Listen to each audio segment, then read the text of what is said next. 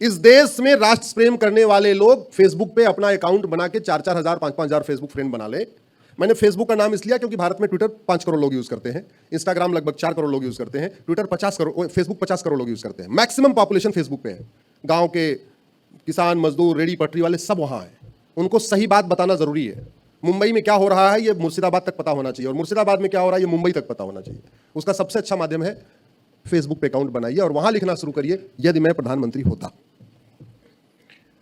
बड़ी मेहनत किया हम लोगों ने, तो सरकार बन गई कि नहीं बनी? बन गई। उसके बाद क्या बदला? महाराष्ट्र में लफ्ज़ जिहाद खत्म हो गया क्या? जोर से बोलिए जरा, ईमानदारी से जोर से बोलिए।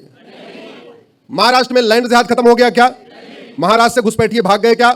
महाराष्ट्र में धर्मांतरण रुक गया क्या? महाराष्ट्र में ड्रग्स जिहाद बंद हो गया क्या? महाराष्ट्र में जो लगातार गौहत्या चल रही थी वो बंद हो गई क्या? महाराष्ट्र में किडनैपिंग का कारोबार बंद हो गया क्या? महाराष्ट्र में जो अवैध मजार और मदरसे बन रहे थे बंद हो गए क्या? महाराष्ट्र में जो एजुकेशन जिहाद चल रहा है वो रुका क्या? महाराष्ट्र में जनसंख्या जिहाद रुक गया क्या? जोर से बोलिए। डॉक्टर बदला, बीमारी रुकी, खत्म हुई क्या? क्योंकि डॉक्टर बदलने से बीमारी ठीक नहीं होती। बीमारी ठीक होती है दवाई बदलने से। डॉक्टर बदलने से बीमारी ठीक नहीं होती, बीमारी ठीक होती है दवाई बदलने से। कड़वा सच बोलता हूं, इसलिए आज तक मंत्री नहीं बन पाया। मीठा झूठ बोलता तो मैं भी कहीं मंत्री होता, अपनी पुरानी वाली पार्टी का कानून मंत्री होता, अगर झूठ बोलने की आदत होती तो। मथुरा भगवान कृष्ण की जन्मभूमि है। भारत के सबसे ज्यादा कथावाचक मथुरा से निकलते हैं। सबसे ज्यादा गुरुकुल किसी एक शहर में है तो वो मथुरा में है। सबसे ज्यादा गौशाला एक शहर में है तो वो मथुरा में है। सबसे ज्यादा मंदिर किसी एक शहर में है तो वो मथुरा में है। सबसे ज्यादा पंडा पुजारी मथुरा में है। पार्षद प्रधान राष्ट्रवादी है, सांसद विधायक राष्ट्रवादी है। भारत के सबसे मेहनती ईमानदार कट्टर हिंदूवादी मुख्यमंत्री उत्तर प्रदेश के हैं। दुनिया के सबसे ईमानदार प्रधानमंत्री हमारे भारत के हैं। दुनिया के सबसे मेहनती गृहमंत्री हमारे भारत के हैं। और मथुरा में ऑटो चलाने वाला इमरान 50 लड़कियों का उसने टारगेट लिया और उसमें से 23 लड़कियों के साथ संबंध बनाने में सफल हो गया, और उसको 1 लाख रुपए पर बेटी के साथ संबंध बनाने पे मिल रहा था, उसको 23 लाख रुपए कैश आ गया। सवाल यह है, दुबई में हिंदू केवल 10% है, वो क्यों सुरक्षित हैं? और महाराष्ट्र में, उत्तर प्रदेश में, भारत में हिंदू 80% हैं, वो सुरक्षित क्यों नहीं? कभी आपने दुबई में लव जिहाद की घटना सुनी क्या? बहुत सारे लोग दुबई जाते भी रहते होंगे, सुनी क्या? नहीं। दुबई में राम मंदिर भले नहीं है, लेकिन राम नीति लागू है, भय बिन होए न प्रीत। दुबई में कृष्ण मंदिर भले नहीं है, लेकिन कृष्ण नीति लागू है, सठे साठ्यम समाचरित। दुबई में हिंदू भले 10% है, लेकिन वहां के शासक हमारे जो पूर्वजों की नीतियां थी उसको लागू करके बैठे हैं, लोहा लोहे को काटता है। 23 लोगों, अब आप सोचिए, मेरा रिसर्च यह कहता है कि लव जिहाद के केस में केवल 1% लोग सामने आते हैं, केवल 1%। कल मैं भोपाल में था, एक लड़के ने लगभग 55 लड़कियों के साथ यह काम किया भोपाल में, और एक भी बेटी आगे आने के लिए तैयार नहीं हुई, एक भी परिवार आगे आने के लिए तैयार नहीं हुआ। मेरा कार्यक्रम कल शाम को इसी समय था, उससे पहले मैं वहां के कमिश्नर साहब के साथ बैठा हुआ था, उनसे चर्चा कर रहा था कि दिक्कत क्या आती है इस केस में। बोले जी, जो परिवार है और जो बेटी है वो चाहती उसका वीडियो तो डिलीट हो जाए जो ब्लैकमेल करने के लिए बना है, लेकिन वो एफआईआर दर्ज कराना नहीं चाहती क्योंकि उसको आगे घर बसाना है। माता पिता अभी चाहते हैं उसका वीडियो तो डिलीट हो जाए, लेकिन उसको सजा दिलवाने के लिए आगे आते नहीं, क्योंकि उनको लगता है कि एफआईआर होगी तो जांच होगी तो पुलिस 4 बार आएगी, तो 4 बार बेटे को भी गवाही के लिए आना पड़ेगा, परिवार को भी गवाही के लिए आना पड़ेगा, फिर ट्रायल कोर्ट में मुकदमा चलेगा तो बार बार बेटी को भी आना पड़ेगा, हमको भी आना पड़ेगा। यह कड़वी सच्चाई है। 1% केस रजिस्टर होते हैं, 99% घर बचाने के लिए, इज्जत बचाने के लिए, परिवार को सेटल करने के लिए करते ही नहीं है। और हमारा जुडिशियल सिस्टम इतना सड़ा हुआ है कि हमारे सुप्रीम कोर्ट के जज जब नार्को पॉलीग्राफ ब्रेन मैपिंग कानून की बात आती है तो आर्टिकल 20 लेके खड़े हो जाते हैं। आर्टिकल 20 कहते हैं जी, आर्टिकल 20 कह रहा है कि नार्को पॉलीग्राफ ब्रेन मैपिंग कानून नहीं बन सकता, जबकि संविधान का आर्टिकल जब 20 बन रहा था तो नार्को पॉलीग्राफ ब्रेन मैपिंग नाम के शब्द ही नहीं आया था। वो टेक्नोलॉजी तो छोड़िए, वो टेस्ट तो छोड़िए, ये व्यवस्था थी नहीं 1950 में। हमारे माननीय सुप्रीम कोर्ट के जज अपना मोबाइल फोन कोई हैक ना कर ले उसके लिए अमेरिका का आईफोन यूज करते हैं, कोई ईमेल ना हैक कर ले उसके लिए आईपैड यूज करते हैं।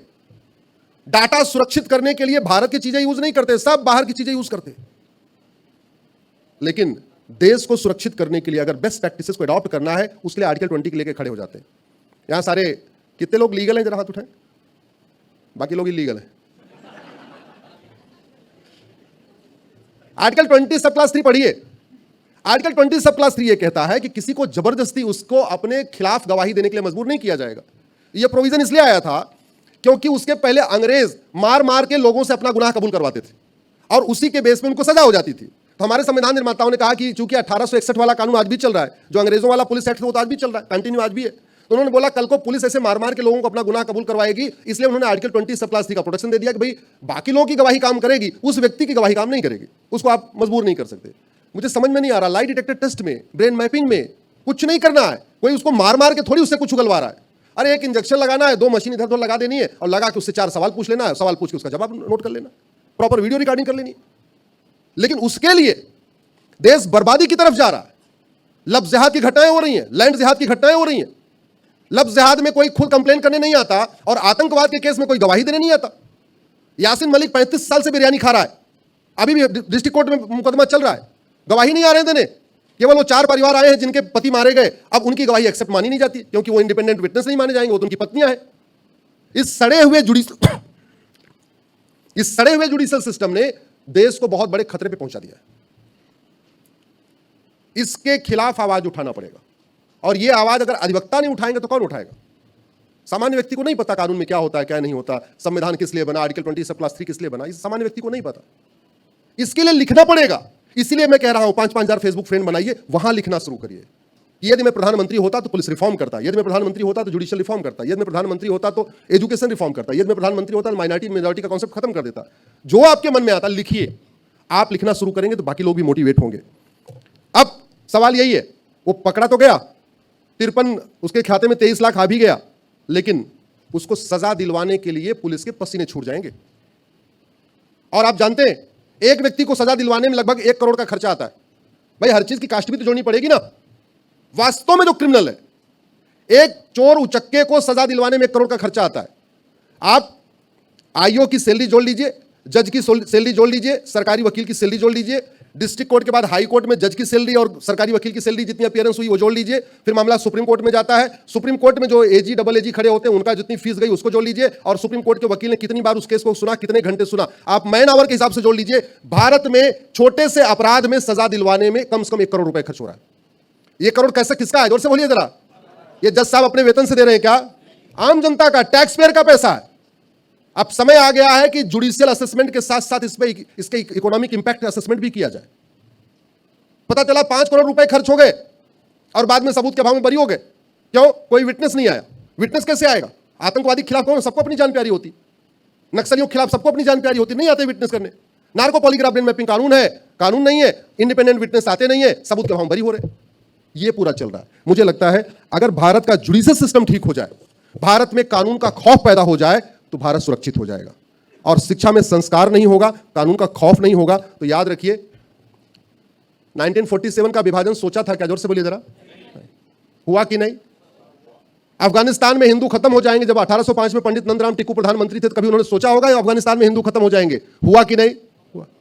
पाकिस्तान से आडवाणी जी को, जेठमलानी जी को, इंद्र कुमार गुजराल साहब को, मनमोहन सिंह जी को, यश चोपड़ा को, प्रेम चोपड़ा को, मिल्खा सिंह को, सुनील दत्त को, इन लोगों को अपना मकान, दुकान, खेत खलिहान, उद्योग व्यापार छोड़ के भागना पड़ेगा, ऐसा सोचा था क्या उन्होंने? भागे कि नहीं भागे? इसका मतलब आप जो आज नहीं सोच रहे हैं वो नहीं होगा, इसकी गारंटी नहीं है। आज आप 25 साल के बारे में नहीं सोच रहे हैं, 25 साल बाद क्या क्या हो सकता है नहीं सोच रहे, इसका मतलब नहीं कि वो नहीं होगा। जो होना है वो हो जाएगा, अगर हम इन चीजों पे अभी से चर्चा नहीं करेंगे, अभी से ध्यान नहीं देंगे। प्रतिदिन 1000 बेटियां लफ्ज़ जिहाद का शिकार हो रही हैं। 1000। आप गूगल करिएगा, 2019 से 2021 में 3 साल में 13.5 लाख बहन बेटियां गायब हुई हैं भारत में। यह गृह मंत्रालय ने यह आंकड़ा पार्लियामेंट्री कमेटी को दिया है। 3 साल में 13.5 लाख, मतलब 1 साल में 4.25 लाख, और वो आंकड़ा बढ़ते बढ़ते आज की डेट में 5 लाख हो चुका है। 5 लाख बहन बेटियां हर साल गायब हो रही हैं। आपके मुंबई हाईकोर्ट में PIL फाइल हुई है, कोल्हापुर के एक रिटायर्ड आर्मी के आदमी ने किया, साजी, मेरा कोल्हापुर में कार्यक्रम था, आके मिले थे। वो बेचारी 2 बेटियां थी, बेटा था नहीं, और बेटी लफ्ज़ जिहाद का शिकार हो रही है। उनकी तो जिंदगी बर्बाद हो रही है। किसी को कह नहीं सकते, शादी विवाह में जा नहीं सकते, रिश्तेदारों के बीच में ठीक से बैठ नहीं सकते, आत्मग्लानी में वो बेचारे पिघलते जा रहे। 1 लाख बेटियां आपके महाराष्ट्र से गायब हुई हैं। 1 लाख। चलो कोर्ट में चल रहा है, मामला चल रहा है, कितने को सजा हो पाएगी भगवान जाने। एक मैटर केरल हाई कोर्ट में आया था, 75,000 बच्चे किडनैप हो गए थे। सारे बच्चे केरल में पाए गए, असम के, बंगाल के, झारखंड के, उड़ीसा के, उन 5 राज्यों के। और किस लिए किडनैप कर लिया था? कन्वर्ट करने के लिए। कौन से बच्चे थे? वो ट्राइबल बच्चे थे, आदिवासी बच्चे थे। माता पिता झुग्गी में, बच्चों को झुग्गी में छोड़ के जाके लेबर वाला काम करते हैं और झुग्गी में से बच्चे गायब। 75,000 बच्चे। बाद में केरल हाई कोर्ट ने सीबीआई जांच का ऑर्डर दिया तो पता चला ये बच्चे किडनैप करने के लिए, कन्वर्ट करने के लिए किडनैप किए गए थे। ये भारत में चल रहा है। क्यों चल रहा है? मैं ये तो पूछ रहा हूं। सिंगापुर में क्यों नहीं चल रहा है? दुबई में क्यों नहीं चल रहा है? अरब में क्यों नहीं चल रहा है? जापान में क्यों नहीं चल रहा है? भारत में क्यों चल रहा है? क्योंकि कानून का खौफ नहीं है।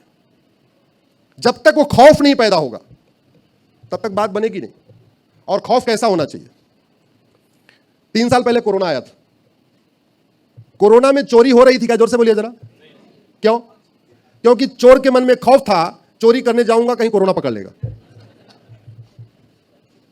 कोरोना के समय में झपटमारी, चेन स्नेचिंग, मोबाइल स्नेचिंग हो रही थी क्या? जोर से बोलिए।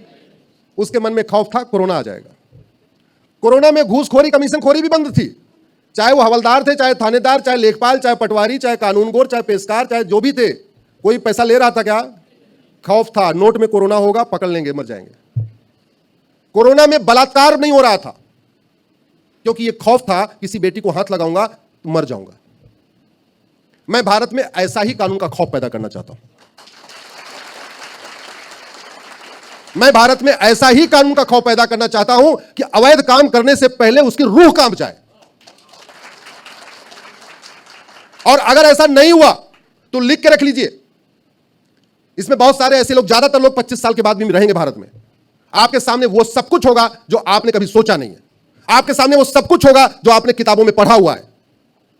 सब कुछ रिपीट होगा। अगर हमने सिस्टम को नहीं बदला तो याद मैं आपको लिख के देता हूं, भगवान करे वैसा न हो, लेकिन 2047 में वो सब होगा जो 1947 में हुआ था। सिस्टम अगर नहीं बदला।